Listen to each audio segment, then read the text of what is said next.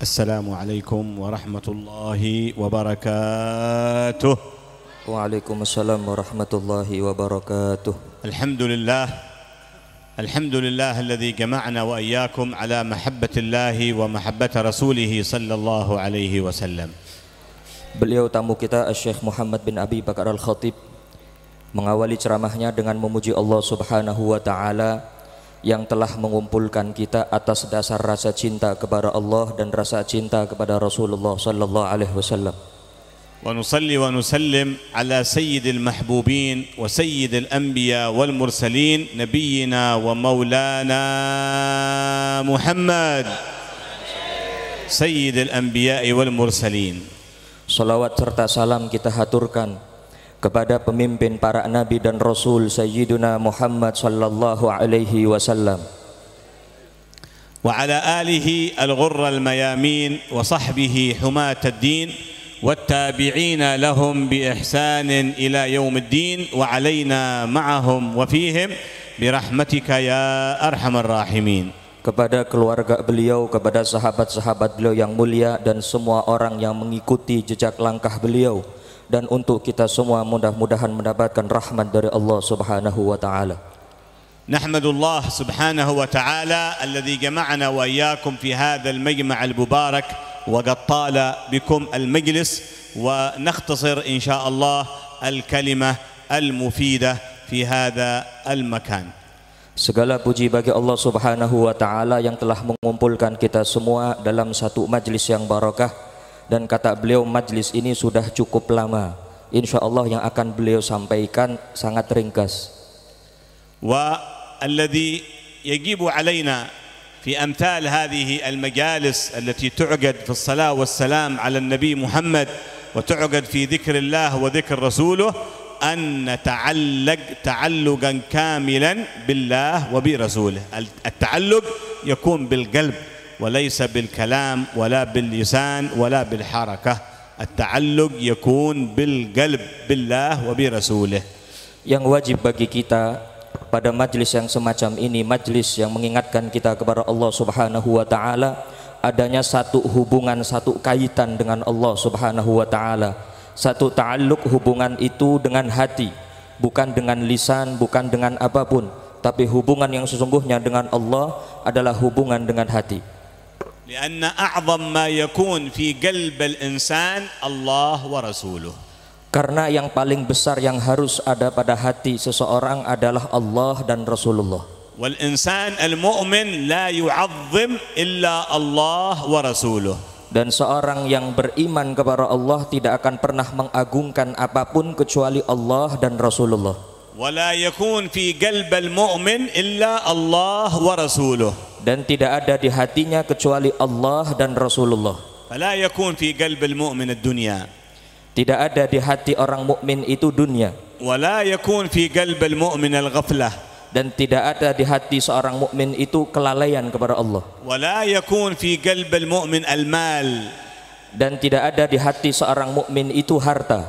ولا يكون في قلب المؤمن الأولاد والزوجات والأزواج وغيرهم. Dan tidak ada di hati seorang mukmin itu keluarga, baik anak ataupun istri. لأن الله يقول ما جعل الله لرجل من قلبين في جوفه. Karena disebutkan bahwa tidak ada pada seseorang itu dua hati. العلماء يقولون أهل التفسير لماذا الله جعل لهذا الرجل قلب واحد. Ulama mengatakan kenapa Allah Subhanahu wa taala menjadikan untuk seseorang itu hanya satu hati. ولكنه لم يقل المرأة على قلب واحد. Dan tidak mengatakan bahwa perempuan itu ada pada satu hati. لأن المرأة تملك قلبين والرجل يملك قلبا واحدا. Kalau perempuan memiliki dua hati, tapi kalau laki-laki memiliki satu hati. فقلب الرجل واحد ولا يكون في قلب الرجل المؤمن إلا الله ورسوله. Dan hati seseorang, hati laki-laki itu satu, dan tidak ada di hatinya itu kecuali Allah dan Rasulullah. وأما المرأة فقد جعل الله لها قلبين، قلبا في جسمها وقلبا في المولود الذي في بطنها. Sedangkan perempuan Allah jadikan dua hati, hati yang pertama pada dirinya dan yang kedua pada anak yang ada dalam kandungannya. فتكون المرأة أكثر تعلقا بالله وبرسوله صلى الله عليه وسلم. Maka didapati perempuan itu lebih banyak ta'alluqnya kepada Allah Subhanahu wa taala. لأن الله وضع في قلبها الحنان والعطف والشفقة أكثر من الرجل. Karena Allah meletakkan pada hati perempuan itu rasa kasih sayang, rasa lembut lebih banyak dari hati laki-laki. ولهذا النبي صلى الله عليه وسلم لما رأى امرأة تحتضن ابنها وترضعه وتبكي عليه من الشفقة والرحمة قال النبي محمد أترون أن هذه المرأة تضع ابنها هذا في النار؟ قالوا بلى يا رسول الله. قال فكذلكم الله سبحانه وتعالى أرحم بعبده المؤمن من هذه المرأة بولدها. Kemudian disebutkan bahwa ketika Rasul Shallallahu Alaihi Wasallam melihat seorang perempuan yang sedang mengasuh anaknya, menyayangi anaknya, menyusui anaknya, kemudian Rasulullah mengatakan, apakah mungkin seorang perempuan ini meletakkan anaknya di atas api? Maka mereka mengatakan, tentu tidak ya Rasulullah. Maka ketahuilah bahwasanya Allah Subhanahu wa taala lebih rahmat, lebih kasih sayang daripada kasih sayang yang dimiliki oleh perempuan kepada anaknya. وقد قال نبينا في الحديث ثلاث من كن فيه وجد بهن حلاوة الإيمان مثل ما يذوق الواحد منا حلاوة العسل وحلاوة السكر المؤمن يذوق حلاوة الإيمان. Di dalam satu hadis Rasul Shallallahu Alaihi Wasallam bersabda bahwa ada tiga hal, apabila tiga hal ini dimiliki oleh orang yang beriman, maka dia akan mencicipi manisnya iman, sebagaimana seseorang mampu mencicipi manisnya madu. فالأول منهما أن يكون الله ورسوله أحب إليه مما سواهما. Yang pertama adalah ketika di hati orang mukmin itu Allah dan Rasulullah lebih dia dicintai daripada yang lain. تحب الله ورسوله أكثر من المال. Cinta kepada Allah dan Rasulnya itu lebih besar daripada harta. تحب الله ورسوله أكثر من الأولاد والزوجات. Cinta kepada Allah dan Rasulullah lebih besar daripada cinta kepada anak dan istri. تحب الله ورسوله أكثر من الشغل ومن العمل. Cinta kepada Allah dan Rasulullah lebih besar daripada cinta kepada pekerjaan. تحب الله ورسوله أكثر من العرش والكرسي ومن الجنة والنعيم. Cinta kepada Allah dan Rasulullah lebih besar daripada cinta kepada arsy, kepada kursi, kepada surga dan neraka. فعندما يكون الله ورسوله أحب إليك مما سواهما فأنت السعيد وأنت المنعم عليك في الدنيا والمنعم عليك في الآخرة.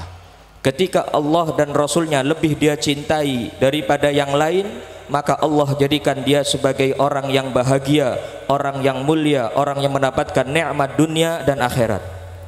وعلامة أنك أيها المؤمن أيتها المؤمنة تحبون الله ورسوله عندما نسمع المؤذن يؤذن للصلاة لا ننشغل بأي شيء آخر غير المبادرة بالصلاة. Di antara tanda kita cinta kepada Allah dan Rasulullah adalah ketika mendengarkan azan kita tidak disibukkan dengan yang lain, tapi kita bergegas untuk memenuhi panggilan Allah Subhanahu wa taala. لأنه هنا تعرف المؤمن القوي إيمانه من المؤمن الضعيف في الإيمان.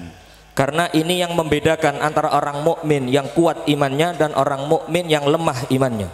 فالمؤمن عندما يسمع المؤذن يؤذن حي على الصلاة حي على الصلاة ما يكون في باله الآن ولا في شغله ولا في ترتيبه إلا أنه يستعد للصلاة ويذهب إلى بيت الله سبحانه وتعالى يصلي ويترك كل ما في يده من الشغل ومن العمل. Karena seorang mukmin ketika mendengarkan panggilan Allah hayya 'alas shalah, hayya 'alas shalah, maka seorang mukmin itu dia akan bergegas untuk memenuhi panggilan Allah dan meninggalkan apapun yang dia lakukan. dia memilih untuk melaksanakan salat. فالآن كثير من الناس عندما يسمعون المؤذن يؤذن ربما انشغل عن الأذان، انشغل عن الصلاة، ويقول الصلاة هذه بعدين في آخر الوقت، الآن معي شغل، الآن بغى السوق، الآن بغى العمل، وهكذا يكون الإنسان يضعف إيمانه عند هذه الأشياء. Karena banyak di antara kita ketika mendengarkan azan dia disibukkan oleh sesuatu yang lain, sibuk dengan pekerjaannya, sibuk dengan hartanya, sehingga dengan mudah dia katakan sholat itu nanti bisa dilakukan di akhir waktu. Ini menunjukkan kalau dia memiliki keimanan yang lemah. وقد كان الصحابة الكرام رضي الله عنهم وأرضاهم مشغولين بأشغالهم مثلنا. Dan para sahabat Rasul sallallahu alaihi wasallam mereka itu orang-orang yang sibuk seperti kita. ولكن إذا سمعوا المؤذن للصلاة يؤذن الله أكبر الله أكبر الله أكبر الله أكبر إلى آخر الأذان تركوا كل ما في يدهم من شغل وعمل وذهبوا وهرعوا إلى المسجد وإلى الصلاة. Dan kita lihat para sahabat mereka memiliki kesibukan yang sama dengan kita. Tapi mereka para sahabat ketika mendengarkan azan Allahu Akbar ila akhir, mereka meninggalkan semua hal yang mereka lakukan. Mereka lebih mengutamakan salat. Mereka masuk ke dalam masjid untuk melaksanakan salat. عندك دكان عندما يؤذن المؤذن اغلق دكانك واذهب إلى الصلاة. Ketika mereka ada di dalam toko, seketika itu ada azan mereka langsung menutup tokonya. مشغول بعمل في يدك وسمعت الأذان اترك هذا الشغل واذهب إلى الصلاة. Maka yang harus dilakukan ketika kita sibuk dengan hal apapun, tapi ketika kita mendengarkan azan, maka yang harus kita lakukan adalah bergegas untuk melaksanakan salat. هكذا يكون المؤمن الله ورسوله أحب إليه مما سواهما. Ini keadaan seorang mukmin yang di hatinya ada Allah dan Rasulullah, lebih dia dicintai daripada yang lain. وتقول السيدة عائشة رضي الله عنها وأرضاها كان رسول الله صلى الله عليه وسلم يجلس معنا يكلمنا ونكلمه يمازحنا ونمازحه، ولكن إذا سمع وقت الأذان قام من عندنا كأنه لا يعرفنا ولا نعرفه، خلاص ما في كلام، ما في زوجة ولا أولاد ولا بيت ولا أي أحد أحب من الله ومن رسوله صلى الله عليه وسلم. Dikisahkan oleh Sayyidah Aisyah radhiyallahu anha bagaimana keadaan Rasul sallallahu alaihi wasallam. Kata Sayyidah Aisyah, Rasulullah duduk bersama kami. Kami ngobrol dengan Rasulullah, kami berbincang-bincang dengan Rasulullah, kami bergurau dengan Rasulullah. Akan tetapi kalau sudah azan, Rasulullah langsung bangkit, langsung meninggalkan kami, seakan-akan Rasulullah tidak pernah mengenal kami. Beliau lebih memilih untuk melaksanakan salat. كما أنه واجب علينا أن نلبي النداء ونذهب إلى الصلاة، كذلك علينا أن نأمر أولادنا وأهلنا بالصلاة، لأن الله قال لنبيه وأمر أهلك بالصلاة واصطبر عليها لا نسألك رزقا نحن نرزقك والعاقبة للتقوى. Sebagaimana kita wajib untuk bergegas melaksanakan salat, maka hal itu juga harus kita lakukan untuk anak-anak kita. Kita perintahkan anak-anak kita ketika mendengarkan azan mereka bergegas untuk melaksanakan salat seperti yang disebutkan oleh Rasul sallallahu alaihi wasallam. انتبه أيها الرجل، انتبهي أيتها الأم أيها الأب، أن أنتم تصلون وتهتمون بالصلاة لكن تاركين أولادكم وبناتكم غير مهتمين للصلاة. Hati-hati untuk kita para bapak, para ibu, meskipun kita perhatian dengan sholat, kita fokus dengan sholat, akan tetapi jangan sampai kita tinggalkan anak-anak kita, membiarkan mereka tidak melaksanakan sholat. لا يكون في بيتك أحد لا يصلي الصلاة في وقتها. Jangan sampai ada salah seorang di antara kita di dalam rumah kita ada yang meninggalkan sholat. لأن الولد والبنت إذا أهملوا الصلاة ولم يصلون كانوا بعد ذلك في النار، ولكن ليس لوحدهم، سيجرونك أنت وزوجتك معهم إلى النار والعياذ بالله من ذلك. Keadaan anak-anak kita ketika anak-anak kita meninggalkan sholat, tidak mau melaksanakan sholat, otomatis mereka akan masuk ke dalam neraka. Akan tetapi mereka masuk ke dalam neraka tidak sendirian, tapi mereka menarik orang tuanya untuk masuk ke neraka bersama mereka. يقول الله سبحانه وتعالى يا أيها الذين آمنوا قوا أنفسكم، لم يقل لوحدكم، قال وأهليكم نارا. Allah Subhanahu wa taala berfirman, jagalah keluarga kalian, bukan hanya kalian, jagalah kalian dan keluarga kalian dari api neraka. كلمة قو هذه يعني احذروا وانتبهوا من النار أنتم وأزواجكم وأولادكم وبناتكم. Artinya berhati-hatilah untuk kita, untuk anak-anak kita, untuk keluarga kita. فإن يوم القيامة يقف الأب أمام الله سبحانه وتعالى لكي يحاسبه فيسمع صوتا من الخلف ويقول يا ربنا خذ لنا حقنا من هذا الظالم. Kemudian seorang ayah nanti di hari akhir akan berhadapan dengan Allah Subhanahu wa taala, sehingga terdengar suara dari belakang orang itu mengatakan, ambilkan hak kami dari orang itu. فيلتفت الأب ولا يرى الذي يناديه بالظالم إلا زوجته وأولاده وبناته. Kemudian orang itu menoleh, berasal dari mana suara itu? Ternyata yang menuntut haknya adalah anak-anaknya, istri-istrinya. فيتعجب كيف يقول لزوجته وأولاده وبناته أنا ظالم الآن؟ تردون ظالم الآن في يوم القيامة وأنا الذي شقيت من أجلكم، تعبت من أجلكم، أعطيتكم الطعام، أعطيتكم الشراب، وفرت لكم الملبس والمسكن وربما كل متطلباتكم وفرتها لكم، ماذا ناقص ولماذا تنادون بالظالم؟ Kemudian orang itu mengatakan kepada anaknya dan keluarganya yang menyeru, yang meminta hak kepada Allah Subhanahu wa taala, apakah kalian mengatakan bahwa saya zalim, padahal ketika di dunia saya sibuk untuk kalian, saya mencari nafkah untuk kalian, saya memberi makan, saya memberi minum, saya penuhi semua kebutuhan kalian. Sekarang kalian berani mengatakan bahwa saya zalim? فيقول الزوجة والأولاد والبنات نعم يا ربنا إنه صدق في هذا، أعطانا الطعام والشراب والملبس والمسكن ووفر لنا كل شيء من أمور الدنيا. Kemudian anak, istri mereka mengatakan, benar ya Allah bahwa ayah kami melakukan semuanya, memenuhi kebutuhan untuk kami, akan tetapi dia melakukan satu kezaliman. ولكنه لم يعلمنا أمور ديننا. Akan tetapi dia tidak pernah mengajari kami urusan agama. فكثير من الآباء والأمهات مهتمين بلباس أولادهم وطعامهم وشرابهم ومأكلهم وملبسهم وينسون الدين.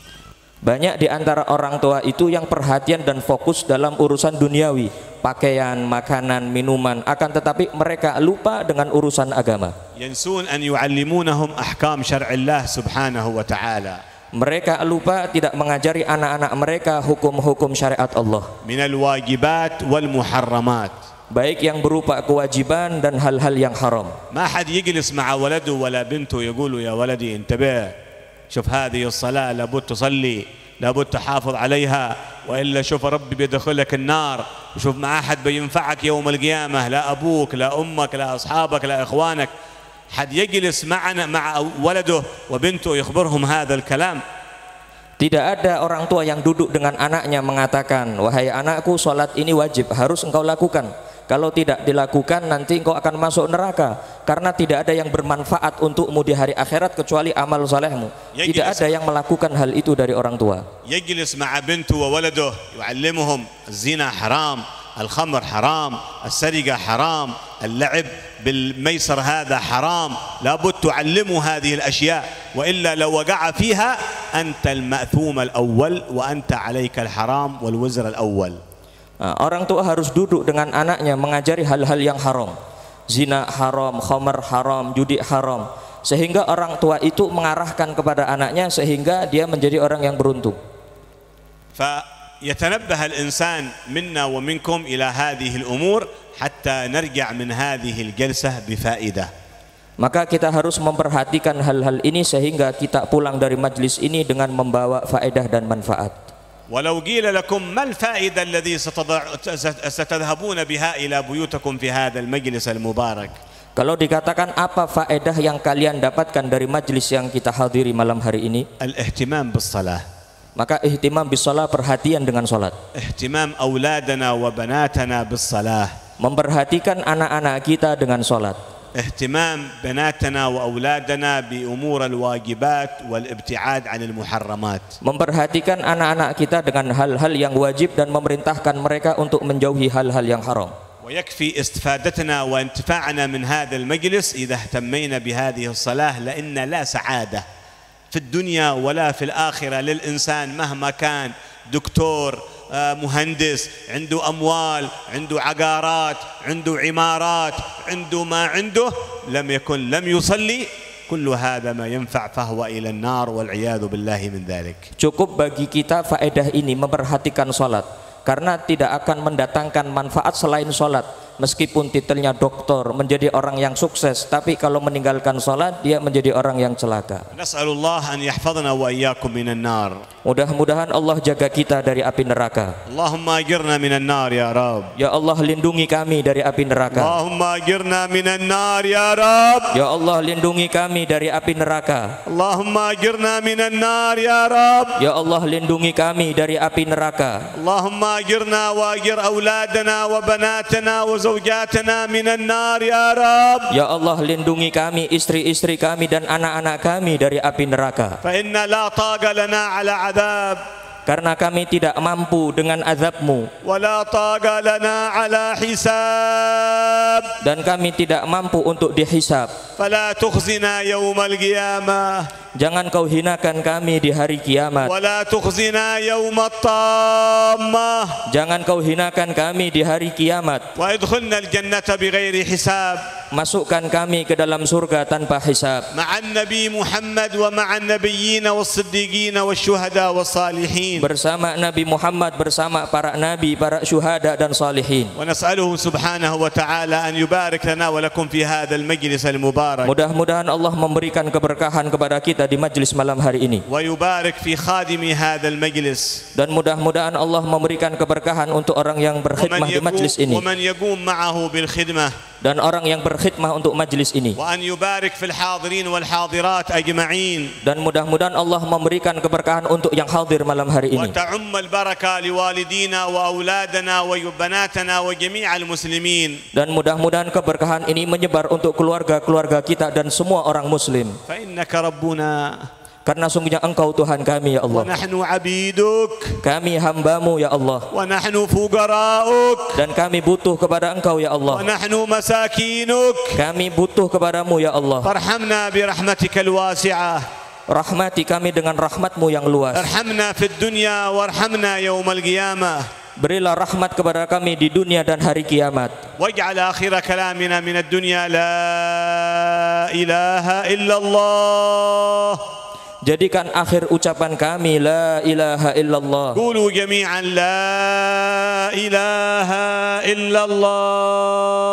Semuanya katakan la ilaha illallah. La ilaha illallah. La ilaha illallah. La ilaha illallah. La ilaha illallah. عليها نحيا وعليها نموت وعليها نبعث إن شاء الله تعالى من الآمنين الذين لا خوف عليهم ولا هم يحزنون برحمتك يا أرحم الراحمين. وصلى الله على سيدنا ومولانا محمد وعلى آله وصحبه وسلم والحمد لله رب العالمين والعفو منكم والسلام عليكم ورحمة الله وبركاته.